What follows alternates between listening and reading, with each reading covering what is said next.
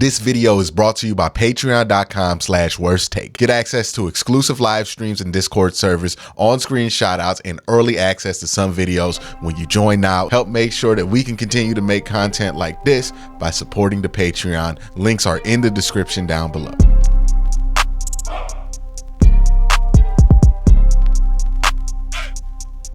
Joe Thomas had some interesting comments about the future of the Cleveland Browns. I definitely want to talk about that. Before we do, let's thank today's sponsor, DraftKings.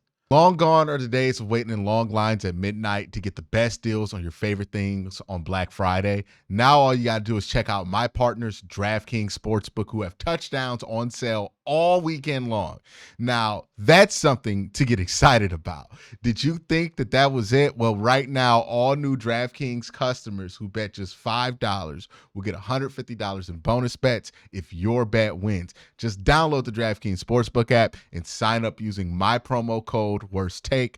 The crown is yours. That's right. Check out DraftKings Sportsbook app all weekend long to stay up to date on all the touchdown offers available. And don't forget to stay in on the action and use your $150 in bonus bets on DraftKings same game parlays for a shot at an even bigger payout. Combine multiple bets together from the same game. And if sports betting is not yet available in your state, don't worry, you can still join in on all the fun with DraftKings Daily Fantasy and have a shot to win cash prizes. Download the DraftKings Sportsbook app now using my promo code WORSTTAKE and bet just $5 on any wager. Just $5 on any wager and get $150 in bonus bets if your bet wins. That's promo code WORSTTAKE only at DraftKings Sportsbook.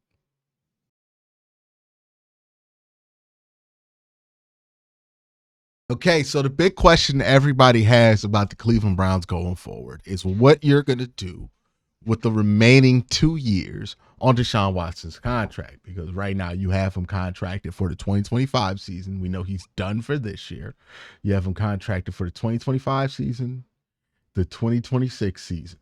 Those are the only 2 years that you have him left under contract. But since this is a fully guaranteed contract, you're not able to just cut him like you would most people at the tail end of their deal.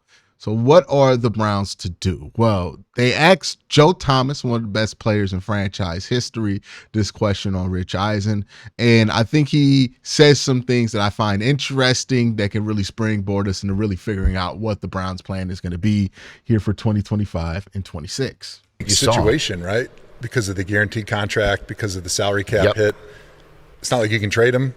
If you cut him, then the rest of the salary accelerates. It's almost impossible. Right. So it's almost like you have to understand he's going to be on the team. Do you think he's going to be able to recover enough and bounce back, not only just from the injury, but as a player? Because when he was out there, there was some good, but more bad than good. So that clip was like a minute. And basically he said, maybe, but we're in a tough spot because it's not like you have an easy answer. Like sometimes you can say as a franchise, all right, we know that if we trade a bunch of guys, cut a bunch of guys, we'll have a bunch of salary cap space. We can sign people in free agency, or we can pick up a bunch of draft picks, and then we can change the roster like that. They don't have either of those two traditional options really available to them. That's the first thing I want to talk about in this clip, right? And I think he brings up an excellent point. There is no obvious or easy answer here for the Cleveland Browns to get out of this situation with Watson under traditional means, right? And I think more so than easy, the word is comfortable. There's no comfortable solution for this, right? But what you're going to have to do with Deshaun Watson is basically move forward as if he's not there while he's sitting right there. Like it might be awkward for the whole 2025 season that Deshaun Watson is game day inactive. And maybe we're wondering, is it his health status that's making him inactive? But it might be the case that they just make him a game day inactive for the entire 2025 season. And then once they get to the 2026 off season, they can cut him where it only cost them about $26 million in cap space, which would be not that giant of amount and maybe worth it. Or they could just keep Deshaun Watson on the roster for the next 2 years as an inactive member, similar to how they did it in Houston, his last year in Houston, and just act like he's not there. That's a very real possibility. They can cut him without cutting him, right? The Browns are in a situation where they have to move on from Deshaun Watson as quarterback. The play has dictated that.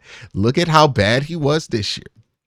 And I know people are trying to blame it on the offensive coordinator or the offensive line.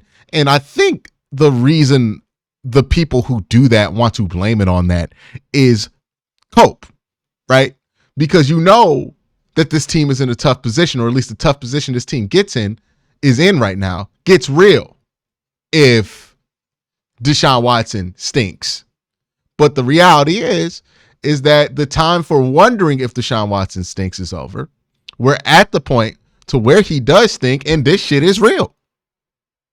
So you have to act accordingly, right? We can't just put our head in the sand and act like it's not going to happen. This dude struggled this year, and he's coming off an Achilles injury. Even if he played great this year, you would have concerns about his ability to come back.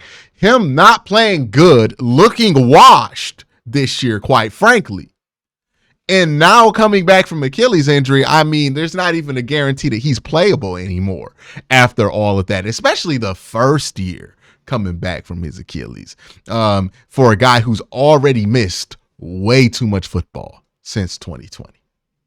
So the situation for the Browns, in my opinion, is that it's just going to be a little awkward. Deshaun Watson is going to be on this team, but will he play? I don't think so. Will he be active on game day? I don't think so. Like, I think there's a chance where they strike out so much at quarterback in the next year or so that they have no choice but to play Deshaun Watson again. But if you get to that place, you're probably firing everybody, right? Like, they're going to have to just act like Deshaun Watson isn't there while he's not only there, but making the most money on the team. It's not an optimal situation. It's not a fun situation to be in.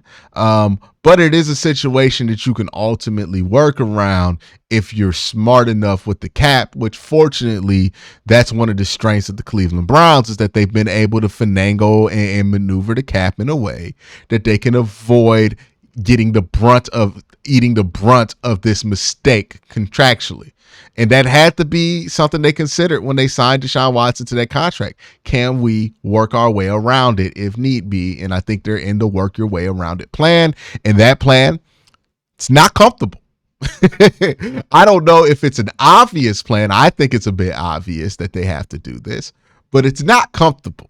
Having this dude basically be inactive for the next 2 years, not a comfortable plan. But hey, sometimes you got to be uncomfortable to get comfortable again. Let's continue. And so it almost seems like it's going to be we'll see, probably go with what we had this year and hope for better results and tweak some things on the edges. Maybe tweaking the game plan or the scheme to make sure it's what worked with Flacco and what Stefanski is known to call and his strengths, and basically tell Deshaun to commit to that. I mean, was that an issue that we were seeing in the first half of the season? Yeah, so that was one of the things. I listened to Andrew Berry's press conference because I'm a Browns guy. Attaboy. And thank you. And one of the things he did say, he was kind of talking about why the team has struggled so much, and I think it seemed like he was not placing the blame, but explaining it a little bit, that they brought in Ken Dorsey to be an offensive coordinator because they wanted to develop an offense that was maybe different than what Stefanski had done previously, by having more shotgun offensive plays, which is what Deshaun's more comfortable with, a little bit more of some of the things that Ken Dorsey did when he was in Buffalo, and get away from the under center play action, which is what Stefanski's history's been with Joe Flacco. And I think he mentioned how slow people were to try to understand kind of what they were doing, and maybe they didn't have everything fleshed out by the time the season started because they didn't know what guys were good at, what guys weren't as good at. And so I think part of this might be, hey, let's not scrap the offense, but let's make sure we really take a critical look at what we're doing and what we're asking these guys to do, scrub down and find out, all right, what are the core concepts that we are good at, that Deshaun can do with this roster of guys that we have, and then maybe sort of extrapolate and highlight those things and just get rid of some of the stuff that they were having a hard time picking up on. Yeah, so the one area where I do disagree with Joe Thomas on this one is the assumption that Deshaun Watson is going to be the starting quarterback. The reason I think that the assumption around putting the plan around, oh yeah, let's see if we can do this better for Deshaun or put him in a better position to succeed, or if more time is helpful for him, I think it's simple. You've already done that if you're the Cleveland Browns, and it did not work. And again, he's coming off of the worst football he's ever played after an Achilles injury. Got to keep in mind, same guy had throwing shoulder injury the year before. 2 back-to-back season-ending injuries. You just can't trust him anymore, right? You cannot trust him as your starting quarterback anymore. That has to be the mindset for the Cleveland Browns. Like, I would be very concerned if it seemed like the Browns did not feel like starting quarterback was a need going into this offseason. Like, if they just roll into it and it's just DTR and Deshaun Watson on this roster, that's a team that's going to fire their GM and head coach by the middle of the season next year. This is a team that absolutely needs to consider starting quarterback a need. Like, you cannot roll into the season and think that Deshaun Watson is your official declared starter no matter what. That is setting yourself up to be a failure next year, because we know what Deshaun Watson looked like this year. You could change the offense around. But remember, we changed this offense around to what Ken Dorsey does to make him more comfortable. I'm not sure that if you put Deshaun Watson into Kevin Stefanski stuff, that he would have been better. There's an argument that he could have been worse in a more uncomfortable offense. Like, this is what he looked like when the offense was made around him. So what's he going to look like when he's trying to run somebody else's offense that asks him to do all these things he's not good at, which is throw on time, which is tie his feet to the route, like all of this stuff he's not great at. On top of, like, oh, you're going to do play action rollouts now after an Achilles injury.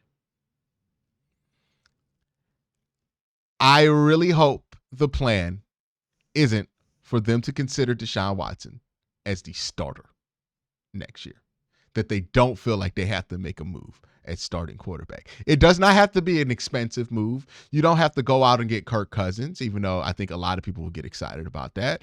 You don't have to go out and get like Derek Carr or pluck somebody's starter, but you do have to invest in quarterback as if you know that you don't have a starter. Because if we roll into this like, hey, we're just going to give DTR a chance for the first few games while Deshaun's not in there and just roll back to Deshaun Watson, that's a team that fires their coach in the middle of the year. Mark my words.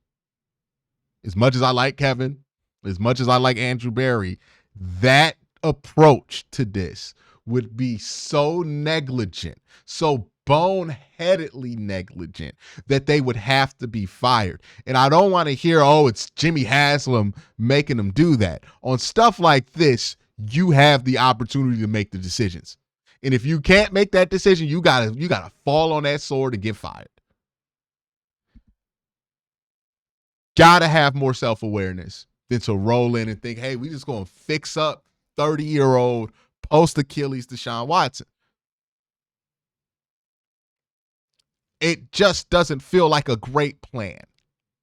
And I think that's something that they cannot afford to do. One thing with Joe here that you have to acknowledge, to be fair to him, is that he does still work with the Cleveland Browns, right? He does media with them on a regular basis on their YouTube channel. So he can't outright say that Deshaun Watson needs to be inactive for 2 years or that the Browns should bench him. He has a different range of politics to have to jump through. But listen to what him and Rich Eisen are saying. And think about what they're suggesting and the implications of that. They're saying, hey, the Browns have to go back to that old thing, right? The Browns have to go back under center. They have to play a style that was much more successful with Joe Flacco and Jameis Winston. Now, again, Joe Thomas cannot outright say that he wants Deshaun Watson benched or something like that because he has to go back into Berea and do work in that office.